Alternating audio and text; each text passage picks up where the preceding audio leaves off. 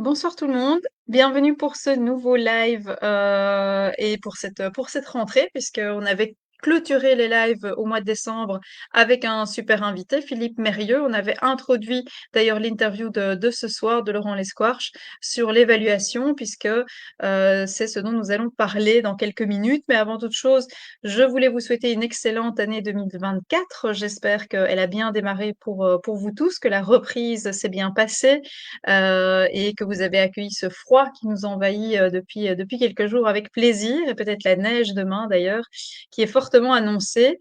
Au niveau des lives, on a un planning qui se prépare, qui est très intéressant il a déjà été proposé via la page Facebook. On va démarrer aujourd'hui avec l'évaluation, mais on va également parler d'enseignement explicite, on va parler de la gestion des comportements, on va parler des jeux vidéo, on va parler des élèves à haut potentiel. Bref, il y a un super chouette programme que vous retrouvez donc sur notre page Facebook. N'hésitez pas à aller jeter un petit coup d'œil. Vous connaissez le principe.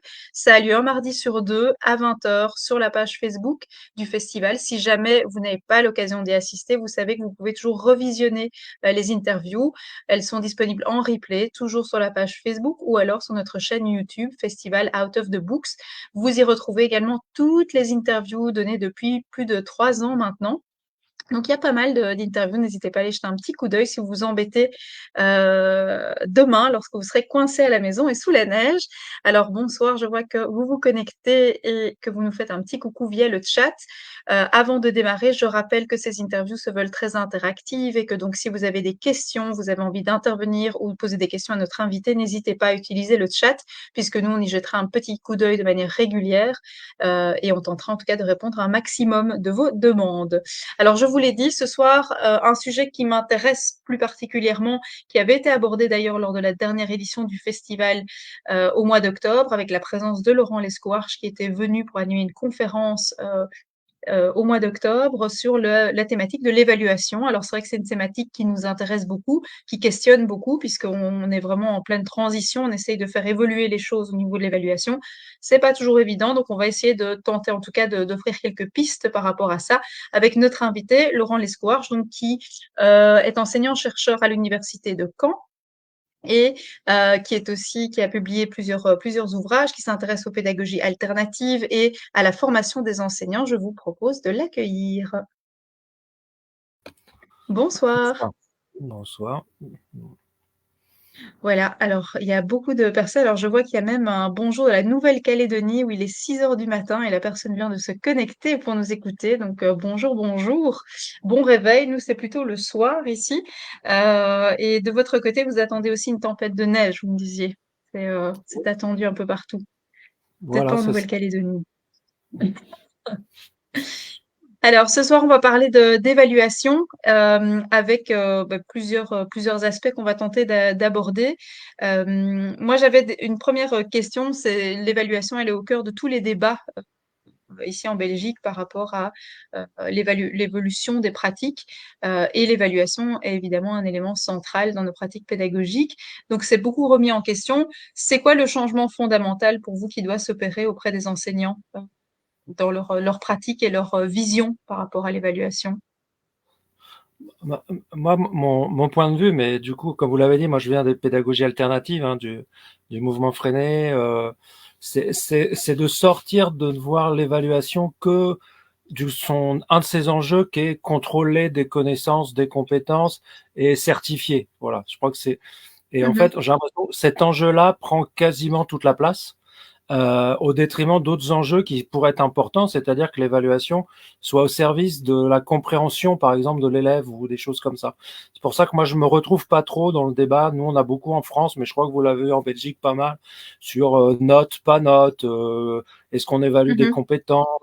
C'est un élément, c'est intéressant, hein, c'est un débat qu'il faut avoir, mais en fait, c'est la manière de certifier, en fait, qu'on interroge, mais on interroge beaucoup moins comment l'évaluation peut être un outil pour apprendre. Et moi, je m'appuie sur un psychologue que je crois qu'on étudie beaucoup dans les hautes écoles en Belgique, qui est Benjamin Bloom. Dans sa Mhm. taxonomie, il montre que la compétence cognitive la plus élevée, c'est la capacité, par exemple, à évaluer seul la qualité de sa production. Et donc, c'est plutôt vers ça qu'on réfléchit, c'est-à-dire l'idée que il faut que on pense que l'évaluation, ça n'est pas seulement contrôler ce que l'élève sait faire, c'est peut-être un outil pour que l'élève apprenne. Et notamment, du coup, Mhm. euh, développer des enjeux autour de comment dire, alors j'en parlerai peut-être après, de l'autocorrection ou des choses comme ça. En tout cas, habituer les élèves à avoir leur propre regard évaluatif sur leur travail. Et puis l'autre Mhm. élément auquel je tiens beaucoup, c'est le fait que, en fait, il y a plein de pratiques évaluatives qu'on n'appelle pas comme ça dans les classes. C'est-à-dire, vous avez eu, je crois, il n'y a pas très longtemps, Monsieur Bissonnette, vous avez parlé d'enseignement explicite. Mhm. Globalement, il y a un enjeu très fort, on sait aujourd'hui, à ce que les élèves, pour apprendre, aient des feedbacks, c'est-à-dire des rétroactions sur leur Mhm. propre travail. Ouais. Et pour moi, ça fait partie de l'évaluation aussi. Mhm. C'est-à-dire intégrer cet enjeu d'évaluation quotidienne que sont des feedbacks réguliers. Et c'est peut-être plus important que de savoir si on met des notes ou des compétences. Et la dernière chose dans ce registre-là, pour moi, c'est réintégrer une compétence fondamentale des enseignants qu'on trouve chez moi. Moi, j'ai été professeur des écoles en France, mais spécialisé, et j'ai une formation plutôt de type clinique, c'est-à-dire Mhm. apprendre à observer les élèves, à comprendre comment ils fonctionnent. Et cette dimension-là, bah, globalement, ça va permettre de penser l'observation comme une des techniques de l'évaluation, c'est-à-dire sortir du papier, crayon. Et donc, moi, je crois que Mhm. on est tout le temps en évaluation de nos élèves, mais parfois de manière très informelle. Voilà. Ouais. Je suis tout à fait d'accord avec ce que vous dites parce que du coup, enfin, vous pointez en expliquant tout ça, ces différents points d'attention. Il y a différents types d'évaluation parce que quand on parle de l'évaluation, alors est-ce qu'il ne faut plus du tout avoir de l'évaluation qui soit pour les points et pour vérifier ou au contraire, ben, il faut élargir les types d'évaluation et ne plus rester dans un seul aspect, quoi. Bah, je vais prendre un proverbe. Alors, je sais pas d'où il vient ce proverbe, mais il m'amuse beaucoup. Moi, je crois que l'évaluation certificative prend toute la place. Donc, ça ne veut pas dire qu'il en faut pas, Mhm. mais faut dire qu'il faut pas qu'elle finalise tout, comme vous allez avoir, je crois, en Belgique avec des évaluations finales. Nous, en France, on a un truc qui s'appelle Mhm. le baccalauréat qui finit par tout Ouais. finaliser en amont. Et on se demande si on commence pas à préparer le baccalauréat dès l'enseignement fondamental. Donc, en fait, quand il y a une évaluation finale, ça phagocyte tout et ça prend du temps pour autre chose. Et l'expression, c'est à force de vouloir peser le cochon, on va finir par oublier de le nourrir. Ce qui, moi, me parle beaucoup parce que je crois qu'il y a plein de classes comme ça où on est tellement focalisé sur la certification qu'on oublie que ça n'est que ni plus ni moins qu'un moment où on vérifie qu'il y a eu apprentissage et que c'est pas la Mhm. finalité l'évaluation. Donc pour moi, c'est la première chose là-dessus. Et du coup, je pense qu'il y a il y a, par exemple, dans la formation, en général, on utilise une trilogie qui est évaluation diagnostique, formative, Mhm. sommative, qui est très connue, qui est très intéressante, Mhm. mais je pense qu'elle oublie. Moi, j'ai travaillé un petit peu la question de savoir qu'est-ce que ça veut dire vraiment une évaluation formative, par exemple. Et Mhm. là, si je m'appuie sur Bloom, j'utilise une autre distinction en disant globalement les diagnostics et les sommatifs, c'est la même famille. C'est l'évaluation bilan. Alors, on l'a fait avant, Mhm. on l'a fait après, c'est important de la faire pour savoir comment on va construire des contenus ou des remédiations avant, c'est important de la faire Mhm. après pour voir ce que l'enfant a acquis. Mais en fait, les deux autres formes sont tout aussi importantes. Donc, en fait, l'évaluation, moi, je n'appelle évaluation formative que des situations dans lesquelles l'élève, elle est formative pour l'élève, en fait. C'est-à-dire, Mhm. comme on fait beaucoup dans les situations didactiques, on va proposer qu'il y ait des évaluations intermédiaires, des contrôles pour vérifier, voilà. Si l'élève s'en empare pas, de mon point de vue, elle n'est pas formative. Elle est informative et ça devient une évaluation de régulation pour le prof, quoi. Mais la condition, Mhm. c'est que l'élève s'empare de cette évaluation. Et ça, pour le coup, je crois qu'on est très en difficulté parce que les élèves pensent l'évaluation simplement en fonction, comme quelque chose de final. Mhm. Et l'exemple que je prendrais, moi je vais souvent dans des classes en observation dans mes recherches, c'est comment les enfants se comportent, comment les élèves se comportent pendant les corrections. Hein, les élèves qui ont compris l'évaluation formative, ils ont compris que la correction, c'est le moment où ils vont savoir ce qu'ils n'ont pas compris et comprendre ce qu'ils n'ont pas encore compris. Et donc, c'est un moment d'apprentissage, la correction. Malheureusement, Mmh. beaucoup d'élèves ne sont pas dans cette dynamique-là. La correction, c'est le moment où je sais si c'est bon et c'est le moment où je peux essayer éventuellement de prendre le prof en défaut s'il s'est trompé dans mon évaluation. Et après, je me mets en Mmh. conformité en corrigeant bien comme il veut, en rouge, en vert ou en violet, comme vous voulez. Et je pense que là, on a un enjeu très très fort, c'est que l'évaluation devienne formative pour l'élève. Et la troisième forme d'évaluation qui est, je vois quasiment pas, sauf dans des classes un peu expérimentales, c'est ce qu'on appelle l'évaluation formatrice. Alors, il y a quelqu'un qui Mmh. s'appelle André Anguille, qui est assez connu maintenant, qui avait travaillé sur la constante macabre, qui a proposé des choses qui vont dans ce sens-là. C'est l'idée que l'évaluation, elle est, l'élève y prend totalement part, en fait, et que la catégorie de Bloom, c'est si on a compris les critères par lesquels on a évalué, on a déjà appris, en fait. Si je suis capable de m'auto-évaluer, en fait, c'est que j'ai appris. Et donc, c'est une dynamique dans Mmh. laquelle on va proposer aux élèves de fixer eux-mêmes avec nous les critères d'évaluation et d'aller dans des dynamiques dans lesquelles ils vont eux-mêmes être évaluateurs.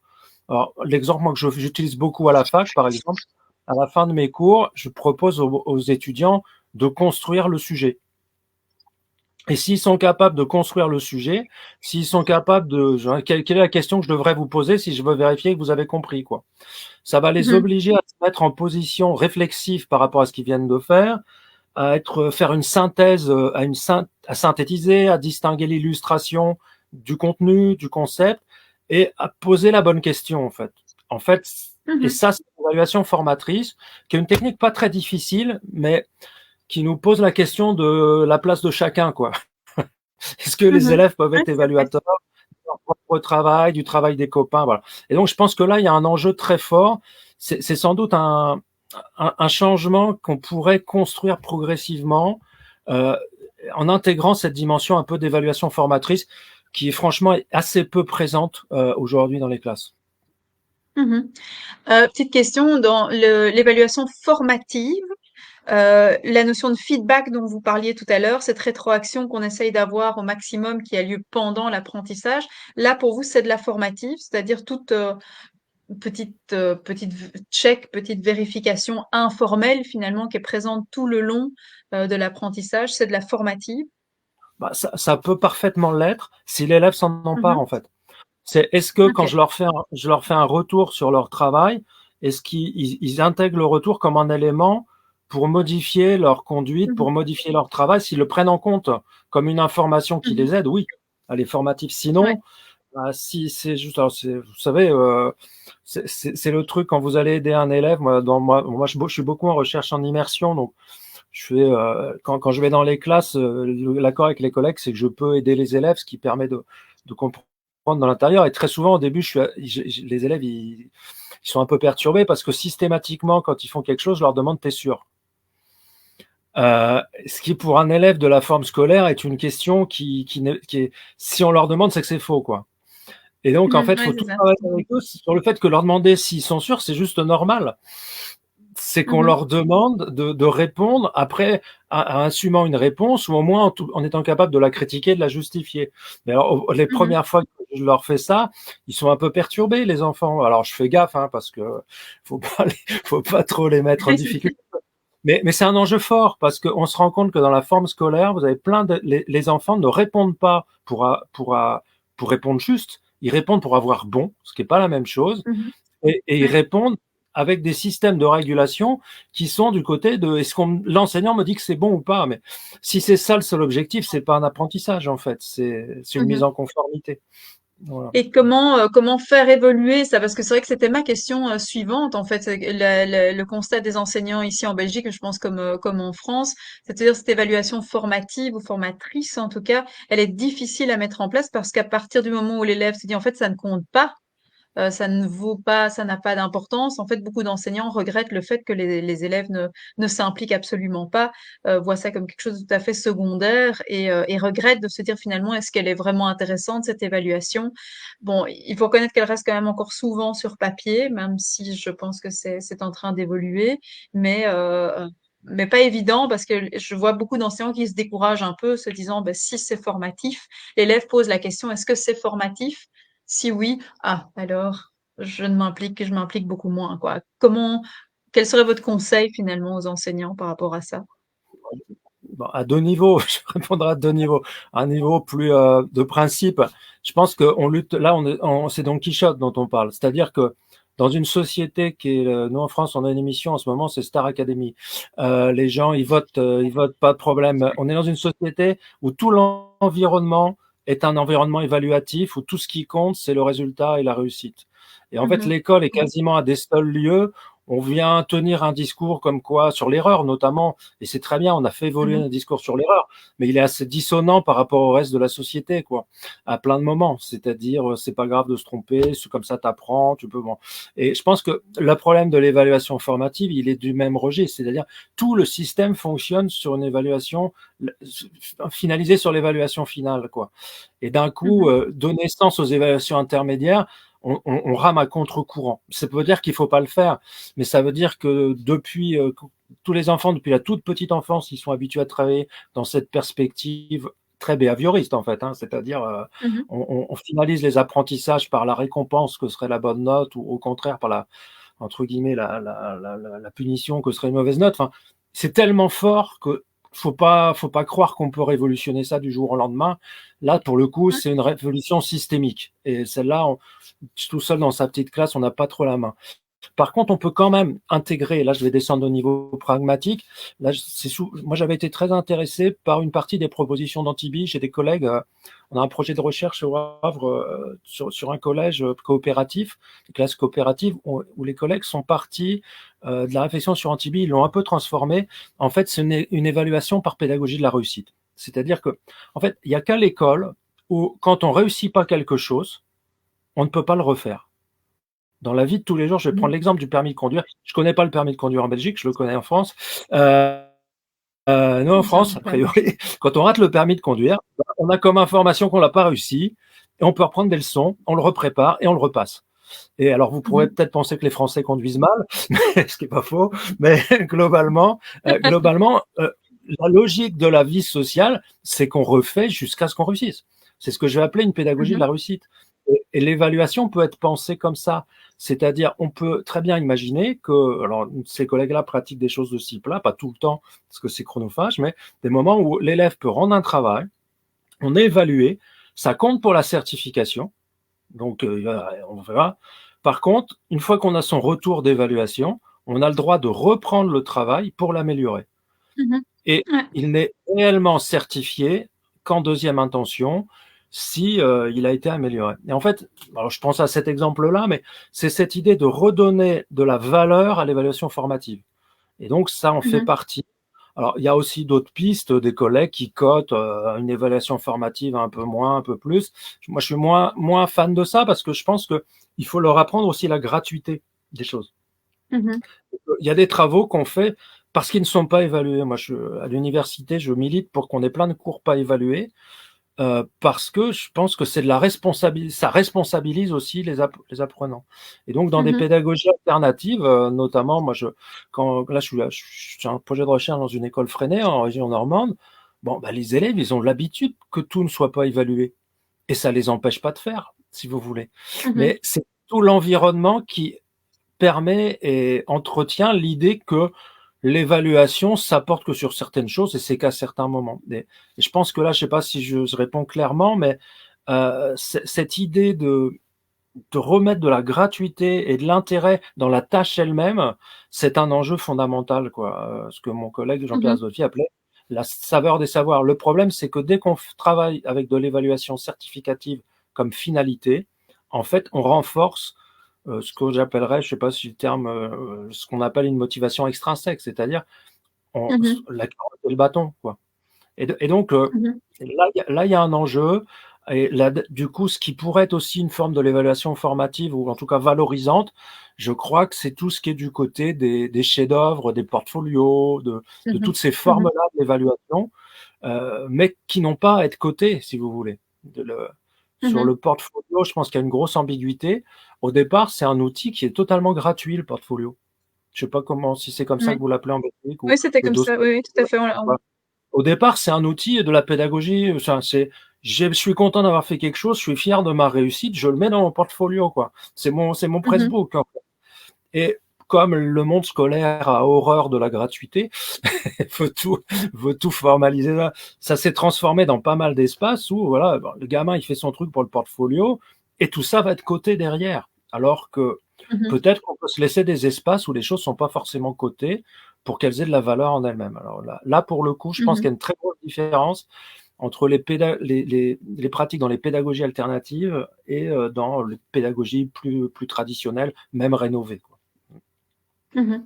Je regarde parce que sur le chat, je vois qu'il y a Nathalie qui intervient. Elle dit, je pense que certains professeurs n'osent pas prendre l'initiative de faire refaire une évaluation. Moi, je le fais presque à chaque fois. Le résultat est meilleur et l'élève est encouragé. C'est vrai que quand le refaire, c'est vrai que je pense aux professeurs de secondaire qui parfois me disent le côté pratico-pratique, de se dire, ça prend du temps et voilà, le temps reste quand même oui, une crainte majeure. Par rapport à ça, moi, je me permets de rebondir. Tout ce qui est évaluation cumulative, est-ce qu'on est dans la responsabilisation de l'élève, de se dire que l'enjeu ne se fait pas en une fois, mais qu'il peut construire petit à petit son apprentissage, se disant que voilà, même si à un moment donné il échoue ou les résultats sont un peu moins bons, bah, ce n'est pas la cote finale, il va pouvoir accumuler pour pouvoir ajuster chaque fois son apprentissage. Bah, oui, oui, moi je suis entièrement d'accord avec ça.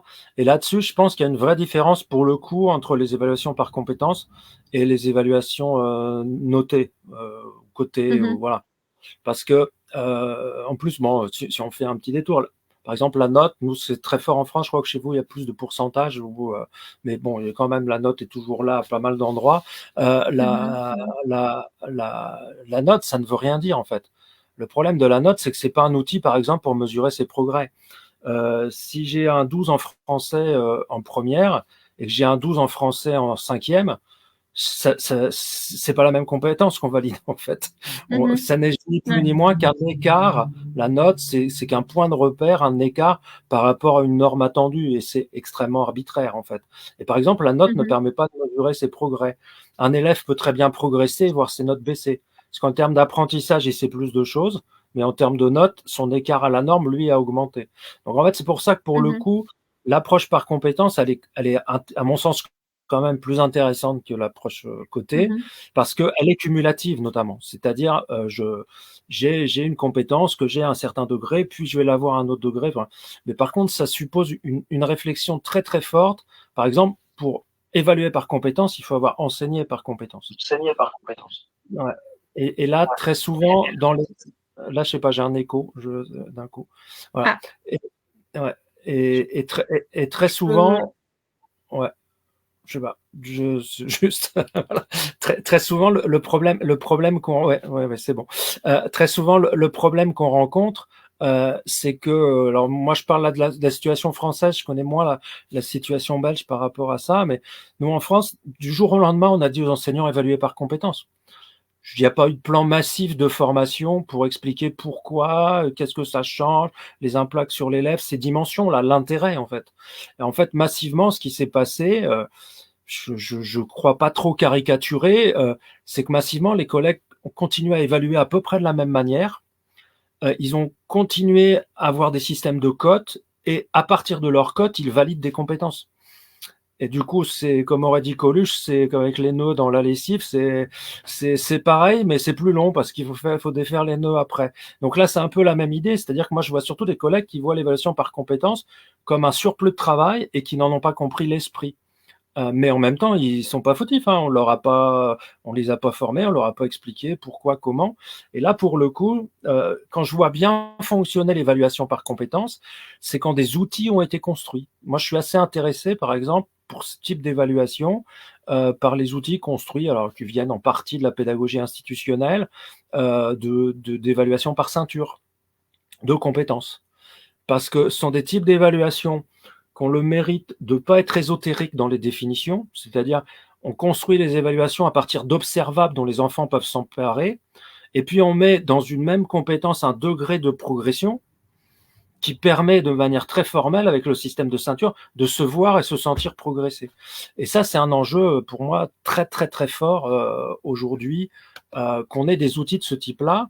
Alors, moi, j'ai le tropisme de l'ancien enseignant spécialisé pour les élèves en difficulté, mais j'ai vu tellement d'élèves qui faisaient plein d'efforts, comment dire, qui progressaient de fait, mais dont nos outils ne rendaient pas compte de leur progression, que je crois que là, il y a aussi un enjeu à réfléchir. Comment on rend compte de la progression des élèves à travers nos outils?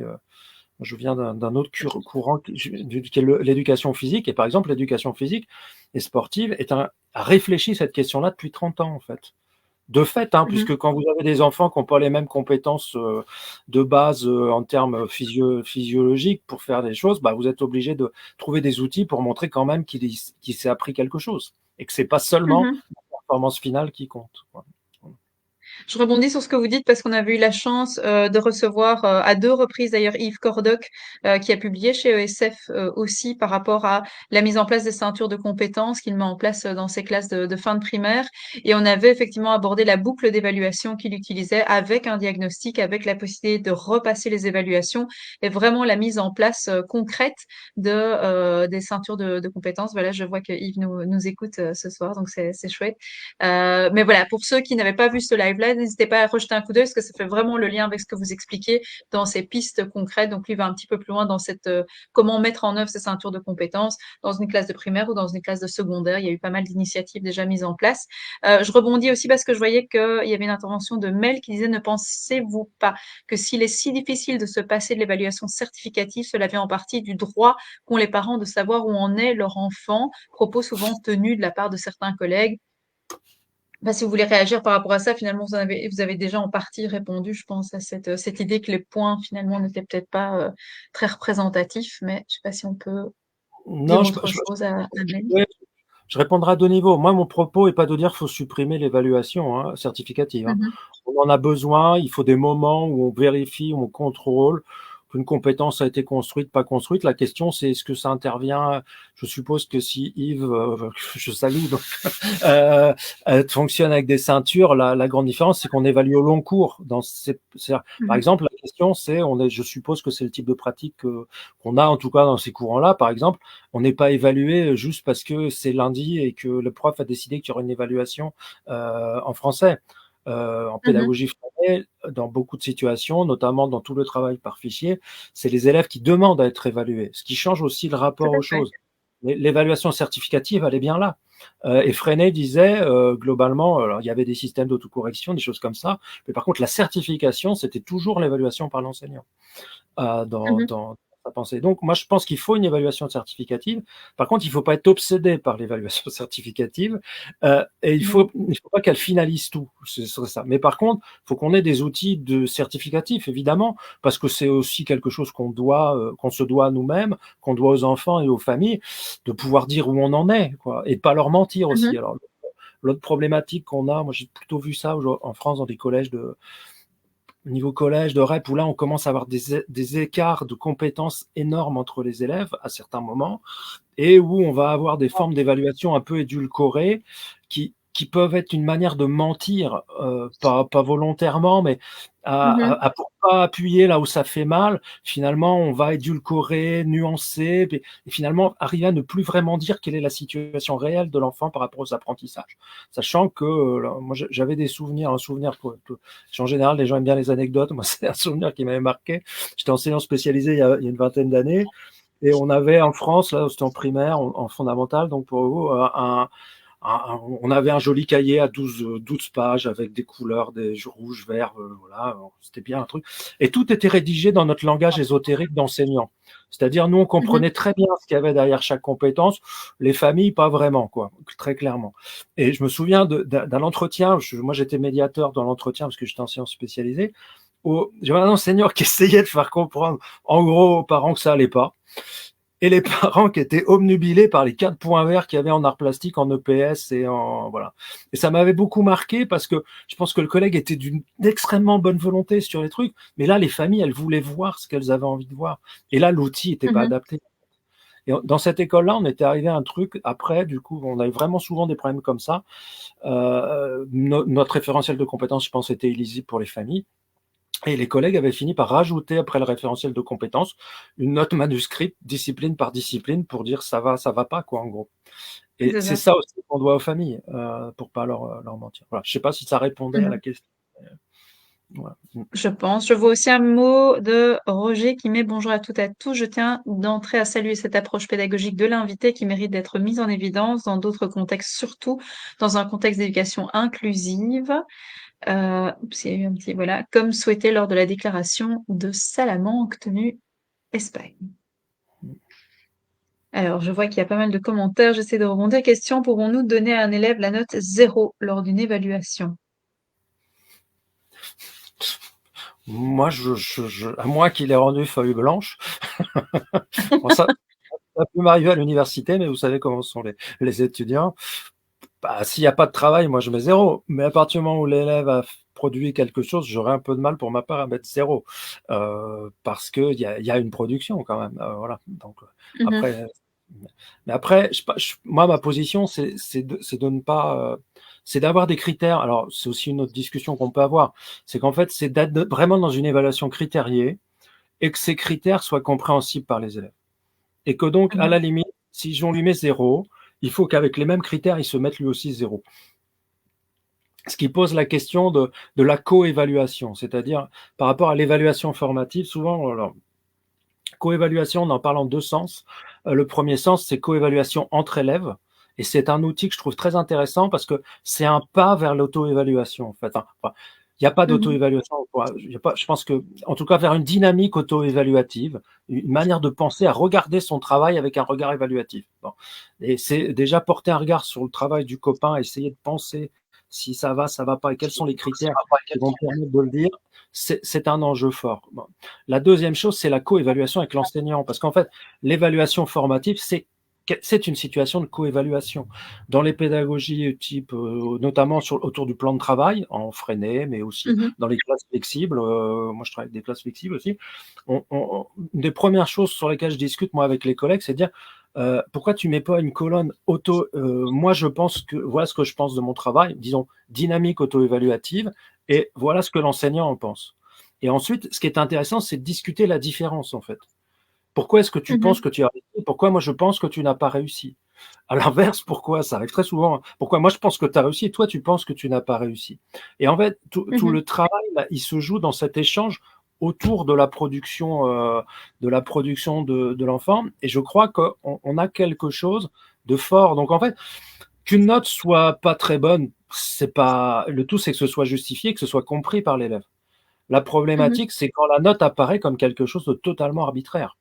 Et malheureusement, c'est assez fréquent. C'est-à-dire, alors je ne sais plus quelles enquêtes c'était, mais je crois que c'était les enquêtes que j'ai vues il y a une dizaine d'années, qui montraient que les élèves, une partie des élèves en collège, je crois, interprétaient tout autant leurs résultats par la relation qu'ils avaient avec l'enseignant que par leur production. En gros, la note, si j'ai une bonne note, c'est que le prof m'aime bien. Si j'ai une mauvaise note, c'est que le Ouais. prof m'aime. Et là, pour le coup, on voit apparaître l'évaluation comme quelque chose de totalement arbitraire, de leur point de vue, hein. Mhm, Du coup, là, il y a un enjeu. Et quand on peut mettre en place de temps en temps des situations de co-évaluation, voilà les critères, comment tu t'évaluerais, voilà comment moi je t'évalue avec les mêmes critères, pourquoi il y a une différence. Voilà. Et là, il y a mhm. des enjeux très très forts. Je trouve, je rejoins tout à fait. Moi, je suis toujours impressionnée par ça, le nombre d'élèves qui effectivement attribuent une cote à l'état de la relation. C'est parce que le professeur m'aime bien ou parce que la relation avec le professeur n'est pas bonne. Et effectivement, c'est très souvent et jusqu'à un âge assez avancé. Moi, je pensais que c'était plutôt dans les petites classes, mais je vois que de plus en plus, oui, beaucoup d'élèves voient la cote, comme vous dites, mais ça devient très arbitraire. C'est-à-dire, je ne sais pas, c'est un 6, mais on ne sait pas pourquoi c'est un 6, quoi. Euh, donc le feedback aussi, la qualité du feedback que je vais donner, rendre à l'élève ou la discussion qu'il va y avoir. Une enseignante avec qui j'avais travaillé proposait d'amener les élèves à rédiger eux-mêmes leurs commentaires de bulletin pour voir la perception qu'ils avaient et de pouvoir comparer ensuite. Et elle disait que finalement, l'information était précieuse pour elle, en tant qu'enseignante, de voir la perception que l'élève portait sur son comportement, ses apprentissages, ce qu'il avait pu produire pendant la période en question.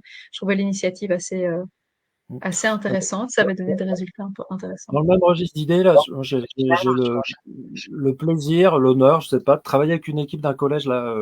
je peux les nommer, là ils sont près de Cherbourg, qui développent des conseils de classe participatifs. Et en fait, OK. leur idée est la suivante, mais je crois que ça a été repris, et je crois qu'ils ont pris l'idée d'un autre collège parisien. L'idée est la suivante, c'est qu'en fait, plutôt que faire les conseils de classe où on règle les comptes, on fait le conseil de classe un moment d'évaluation formative. Et donc, en fait, les élèves doivent être présents à leur conseil de classe. Il n'y a pas de délégué. C'est les élèves qui viennent en personne. Ils doivent préparer une présentation à l'équipe de profs de ce qu'ils pensent de, en gros, leur situation dans les apprentissages et ce qu'ils ont appris. Et ensuite, ils en OK. discutent pendant le conseil de classe avec, alors, je crois qu'ils font des demi-groupes parce que ça serait trop compliqué à organiser avec l'effectif, avec un demi-groupe de l'équipe de profs qui confrontent leur point de vue sur les résultats des élèves. Et du coup, je crois qu'ils utilisent 1 ou 2 heures en amont de leur conseil de classe pour préparer cette présentation sur leur situation dans les apprentissages. Et ça, pour moi, c'est Mmh. des choses extrêmement intéressantes parce que on les responsabilise, en fait, à la fois, et à la Mmh. fois, on se ment pas, quoi. Voilà, et on sort de l'arbitraire. C'est-à-dire, Mmh. donc voilà. Donc, moi, je pense à ce genre de choses, et qui sont pas des révolutions absolues. C'est juste, je crois qu'il y a quelqu'un qui posait la question tout à l'heure. Il y a beaucoup de choses où on est dans l'autocensure, en fait. Alors, sans doute aussi parce que dans les établissements, il y a plein de pratiques où s'il y a un collègue qui se met à faire ça tout seul, faut qu'il s'attende à avoir quelques tensions. Mais Mmh. d'une certaine manière, il y a plein de choses qui sont possibles qu'on s'interdit avant même de les avoir essayées parce que on anticipe un peu sur les réactions. Mmh. Moi, je peux juste témoigner que tous les exemples que j'ai pris ce soir, c'est des choses que j'ai vues ou que j'ai travaillé avec des collègues qui le pratiquent, si vous voulez. Donc, c'est pas Mmh. totalement sorti de voilà. Par Oui, c'est contre, ça. c'est à chaque fois des établissements où les collègues, à un moment donné, se sont autorisés à faire autrement et à sortir de la seule évaluation certificative. Ça, c'est sûr. Mmh. Je regardais donc Cyril qui note: «Bonsoir et encore merci pour tous ces éclaircissements. Comment mieux mettre en valeur l'évaluation des compétences et l'évaluation demandée par les élèves dans les classes à grand effectif?» Je vois aussi Idriss qui met: «La certification est parfois source de motivation des élèves». Vous avez dit une motivation extrinsèque qui très souvent pousse les élèves à faire beaucoup de sacrifices dans le travail. Quelle autre motivation intrinsèque pourrions-nous mettre en œuvre pour que, sans l'évaluation certificative, les élèves aient toujours de bons résultats? Là, je passe une évaluation difficile, moi. Euh, Je trouve que finalement, on a donné pas mal de pistes par rapport à cette vision, justement, je trouve plus positive et plus impliquante aussi pour les élèves. Euh, mm. Moi, après, mm, je pourrais répondre une petite chose sur l'effectif. C'est un paramètre. C'est clair que c'est un paramètre. Une mhm, évaluation fine, très formative, très personnalisée, l'effectif joue. Après, ce que je dis on, parce que moi je fais partie d'un courant, hein, vous connaissez, je rends hommage aux travaux d'un collègue moi, qui m'inspire beaucoup, j'ai la chance qu'on travaille un peu ensemble, qui est Sylvain Connac, par exemple. mhm, Le travail qu'il va proposer dans ce courant des pédagogies coopératives, c'est l'idée aussi de miser sur le groupe, non pas comme un problème, mais comme un point d'appui. Et c'est pour ça que, par mhm, exemple, on peut avoir des techniques toutes bêtes, entre guillemets, où on va proposer, par exemple, qu'il y ait des dynamiques de co-évaluation entre les élèves. Alors, qui remplaceront pas sur la certification, là, pour le coup, non. Mais au moins que régulièrement, par exemple, l'importance du feedback, qui ne soit pas fait que par l'enseignant. Et on essaye des trucs qui sont vraiment tout bêtes, hein, c'est dire, tu peux pas rendre un travail si tu l'as pas d'abord montré à un copain pour qu'il te dise ce qu'il en pense. mhm, Et ce qu'il te dit, bah, c'est peut-être vrai, c'est peut-être faux. Mais s'il te dit quelque chose et que t'es pas d'accord, tu lui expliques pourquoi et tu maintiens ou pas ta réponse. S'il te dit quelque chose et que finalement ça te fait penser à un truc et tu penses que ça t'aide, bah tu corriges et tu ranques après. Voilà. Des petites mhm, choses comme ça où finalement l'effectif, on va essayer d'en faire une force plutôt qu'un problème. Mais par contre, sur la mhm, certification, là, j'ai pas trop de solutions parce que moi, je suis convaincu que la certification relève de la tâche de l'enseignant, quoi, très mhm, clairement. Et parfois, sur la motivation intrinsèque, là, c'est vraiment le côté moulin à vent.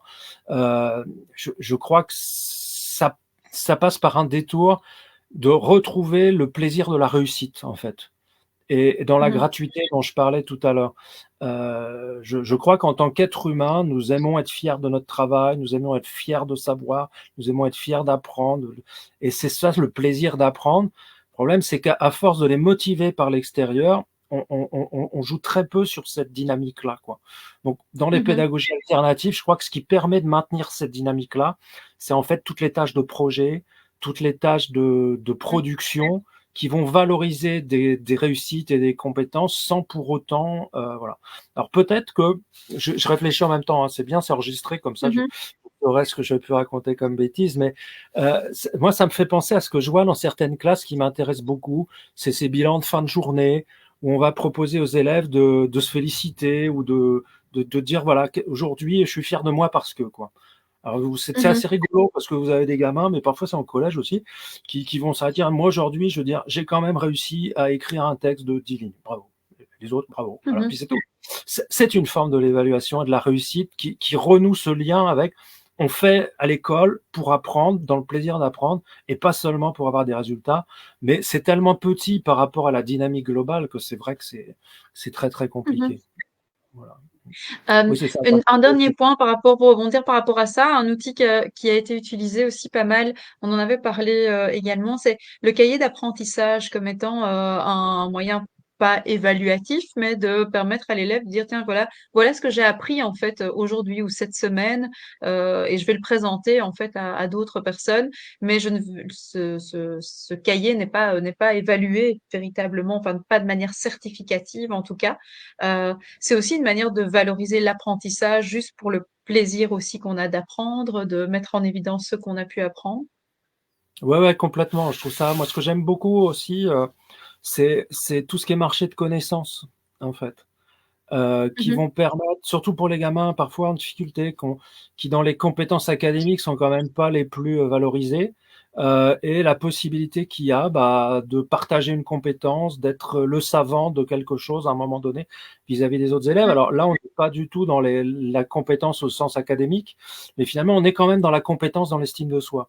Et cette dimension mhm, d'estime de soi en lien à j'ai besoin de valoriser que je suis capable de faire quelque chose et que je suis compétent dans quelque chose, mhm, c'est un enjeu essentiel pour entretenir la dynamique d'apprentissage. Voilà. Donc, je crois que là, mhm. pour moi, il y a aussi cet enjeu-là. Et je voyais en même temps la question, parce que là, du coup, j'ai trouvé comment on met vos questions dans le chat, Ah ça y est. voilà. Globalement, c'est la classification premier, deuxième, troisième. Comment dire ça vient des jésuites, hein. C'est-à-dire que ça a du sens dans un projet qui est un projet de type élitiste, en fait. Mhm, Et ça a cette fonction-là, historiquement. Ce qu'il faut savoir, par exemple, c'est que, par exemple, chez les jésuites, alors là, c'est un texte d'Olivier Moligny qui est très intéressant là-dessus, que dans la version initiale, finalement, la note n'a pas de valeur en elle-même. La note, c'est juste un moyen pour classer, au départ. Et ce qui mhm, compte, c'est le rang qu'on a dans la classe. C'est pas la note. Mais on a un peu ça, nous, en France, dans les classes préparatoires aujourd'hui, où nos élèves qui sont les meilleurs élèves, qui tournent à la fin du lycée dans les moyennes autour de 16, ils se retrouvent dans une classe l'année d'après et on leur explique que 8 est une bonne note parce qu'on va les noter par rapport aux résultats attendus 2 ans plus tard. Donc, en fait, l'évolution de la note là peut devenir un indicateur de progression. Et mhm. surtout, on leur explique que ce qui est important, c'est pas de savoir si on a 8, c'est de savoir quel classement on a dans la classe. Et avoir 8 si on a le rang 2, c'est pas mal. Avoir 10 et avoir le rang 27, c'est un problème.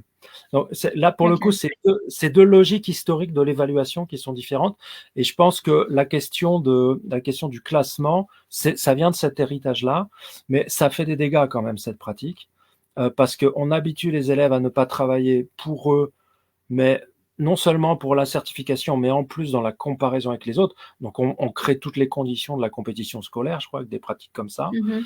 Ouais. Et ensuite, bon, bah, pour les bons élèves, je crois que pour les bons élèves, alors, ouais, je l'ai pas dit, mais les évaluations de ce type-là, par contre, elles sont très mobilisatrices pour les bons élèves qui se Mhm. mettent dans un registre de compétition et ça les met. Par contre, pour les élèves en difficulté, c'est très problématique parce que quand systématiquement, je sais pas si vous avez eu moi j'ai quelques souvenirs d'enfance, mais je crois que c'est pas que mon enfance, la remise des copies dans l'ordre avec le petit commentaire du Ouais. prof, Ouais, j'ai eu ça. euh, Ouais. passer le milieu de classe et un humour parfois qui peut être tendancieux par rapport à des enjeux de brimade ou des choses comme ça. Mhm. Là, ça questionne parce que non seulement c'est pas seulement de l'évaluation, c'est aussi de la déconstruction potentielle pour certains élèves, quoi. Si Mhm. c'est toujours les Ouais. mêmes, si c'est donc je pense qu'il faut réfléchir ces questions-là Mais il faut penser que le classement, c'est un héritage d'un projet élitiste, en fait. Donc, la Mhm. question est de savoir si dans une école inclusive, on est toujours dans ce projet élitiste ou si on est à se dire que ce qui compte, c'est de valoriser les compétences de chacun. Quoi. Mhm. Le temps file, les questions étaient nombreuses, mais merci beaucoup en tout cas pour tous ces éléments. Je pense qu'on a donné pas mal de pistes concrètes et de pistes d'informations. Je vois qu'il y a beaucoup de merci déjà qui sont arrivés au fur et à mesure des réponses qui étaient données. Donc un tout grand merci pour tout ça. Alors il y a un ouvrage publié chez ESF justement, ESF qui était venu au festival aussi, donc on les connaît un petit peu. Euh, alors, j'ai noté la première partie du titre, c'était construire des situations pour apprendre. C'est bien ça? C'est ça, oui. Et puis j'avais rajouté pour une pédagogie de l'étayage. Pour une pédagogie de l'étayage. OK. On mettra la Voilà, référence peut-être, je peux demander à ma collègue qui nous écoute de mettre la référence dans le chat, comme ça les gens peuvent avoir accès aussi à l'ouvrage. Donc c'est chez ESF, construire des situations pour apprendre avec une pédagogie de l'étayage. C'est bien ça, c'est correct? c'est ça. Et C'est donc ça. vous êtes l'auteur, et je pense que dans cette ah ben je vois que Monsieur Cordoc, donc Yves Cordoc, mec, il conseille l'ouvrage qui était très intéressant. Et effectivement, on a fait pas mal de retours sur, il y avait pas mal de liens. Donc voilà, le lien est partagé ici dans le chat. Vous avez, ça vous renvoie vers le site de ESF Sciences Humaines avec donc l'ouvrage de Laurent Lescoarche, donc qui revient sur cette notion d'évaluation. Un tout grand merci à tous de nous avoir suivis. Nous, on se retrouve dans 15 jours où on parlera des élèves à haut potentiel et de voir un petit peu comment mieux les comprendre et comment mieux travailler avec eux et fournir en tout cas les pratiques nécessaires pour favoriser leurs apprentissages. Mille merci d'avoir pris le temps ce soir de répondre à mes questions et j'espère qu'on aura l'occasion à nouveau d'échanger euh, dans un futur proche ou D'accord. si ça le permet, si vous venez encore en Belgique de temps à autre. Je sais que vous venez de temps en temps donner de la formation ici, donc j'espère qu'on aura l'occasion de se recroiser. D'accord. Ben, Voilà. merci beaucoup pour votre invitation. Et bon courage à tous. Voilà. Merci beaucoup. Bonne soirée à tous. À dans Ok. 15 jours.